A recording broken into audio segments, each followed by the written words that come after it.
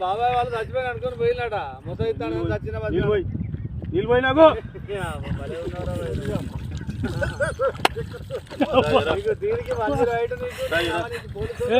ఎందుకు పన్న వాళ్ళ కాయ పండు ఎందుకు అనుకున్న వాళ్ళ ఈ చల్లదనానికి ఎండకు చేయలేక కన్నీకి ఓడిపోయి ఓడిపోయి వచ్చిన గెలవలేక ఏం చేసావు 10 రోజుల నుంచి గణేట్ చేత నాతో గట్టించి నా కష్టం దోచుకొని గణేట్ రాయ్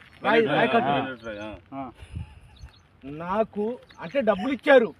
కానీ శ్రమ